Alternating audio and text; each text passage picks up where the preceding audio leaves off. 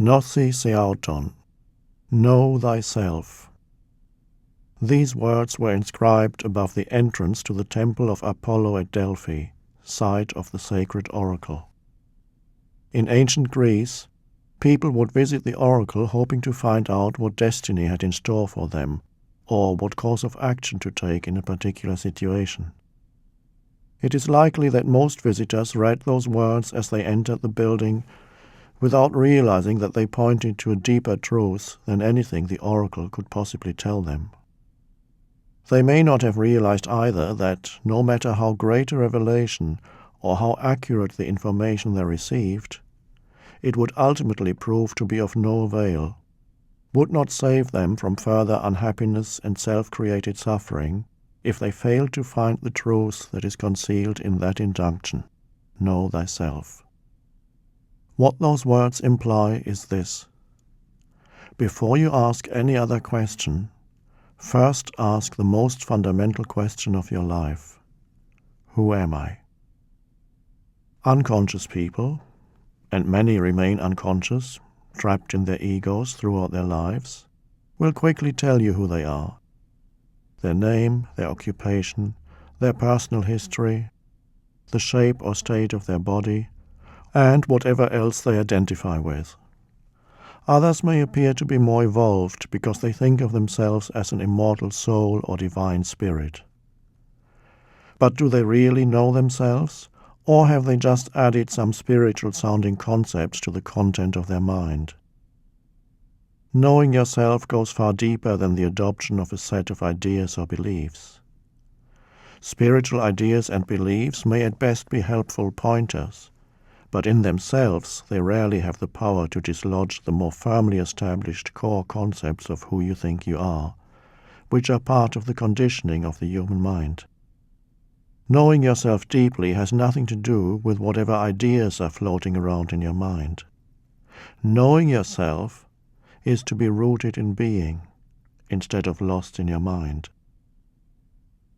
Your sense of who you are determines what you perceive as your needs and what matters to you in life. And whatever matters to you will have the power to upset and disturb you.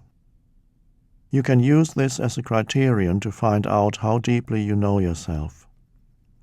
What matters to you is not necessarily what you say or believe, but what your actions and reactions reveal as important and serious to you.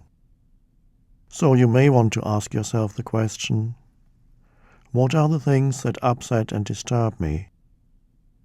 If small things have the power to disturb you, then who you think you are is exactly that, small.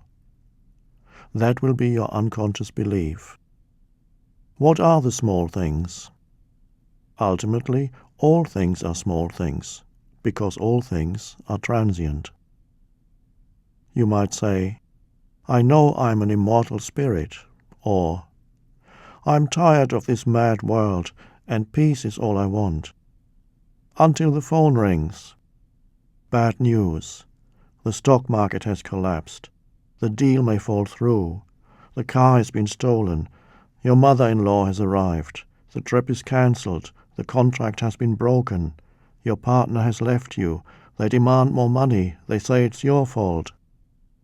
Suddenly, there's a surge of anger, of anxiety. A harshness comes into your voice. I can't take any more of this. You accuse and blame, attack, defend, or justify yourself, and it's all happening on autopilot. Something is obviously much more important to you now than the inner peace that a moment ago you said was all you wanted. And you're not an immortal spirit anymore either. The deal, the money, the contract, the loss or threat of loss are more important. To whom? To the immortal spirit that you said you are? No, to me, the small me that seeks security or fulfillment in things that are transient and gets anxious or angry because it fails to find it. Well, at least now you know who you really think you are. If peace is really what you want, then you will choose peace.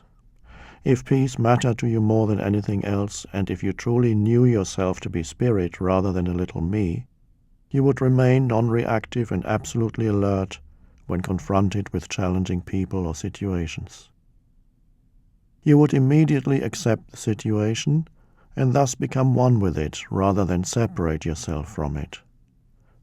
Then, out of your alertness, would come a response.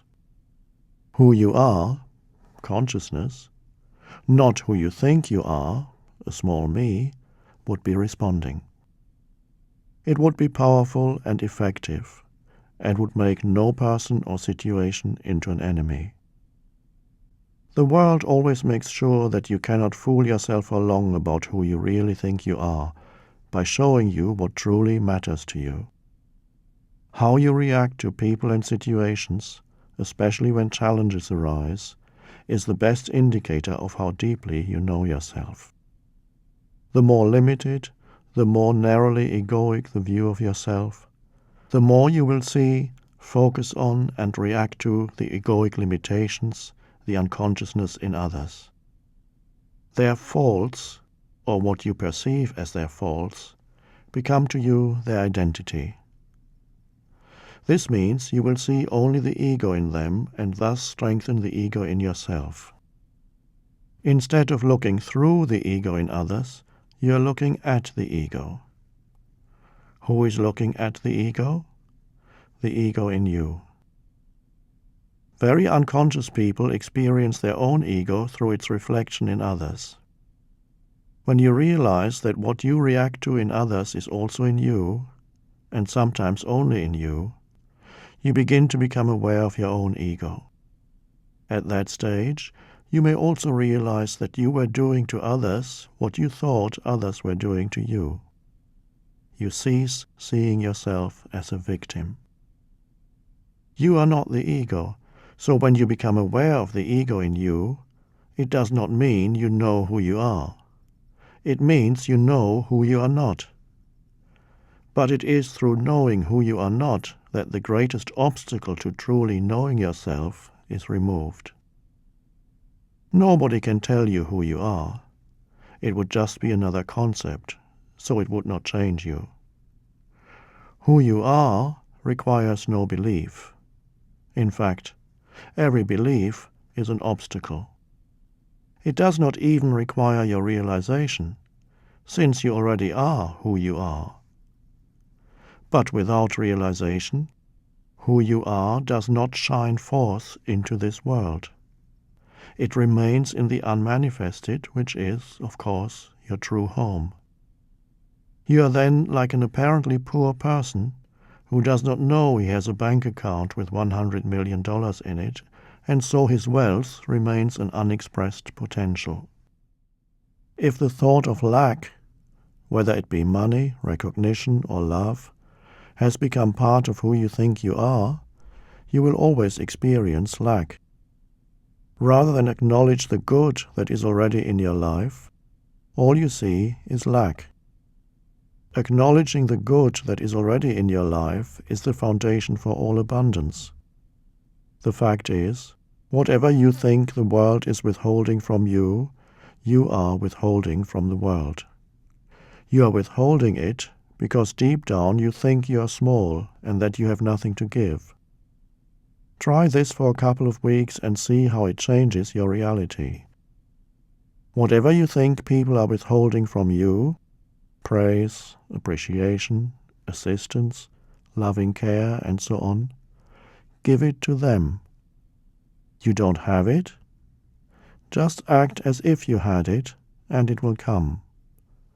Then, soon after you start giving, you will start receiving. You cannot receive what you don't give. Outflow determines inflow. Whatever you think the world is withholding from you, you already have, but unless you allow it to flow out, you won't even know that you have it. This includes abundance. The source of all abundance is not outside you. It is part of who you are. However, start by acknowledging and recognizing abundance without.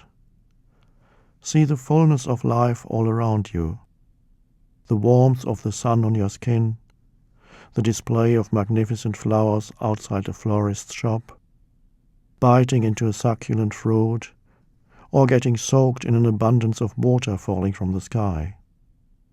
The fullness of life is there at every step. The acknowledgement of that abundance that is all around you awakens the dormant abundance within. Then let it flow out.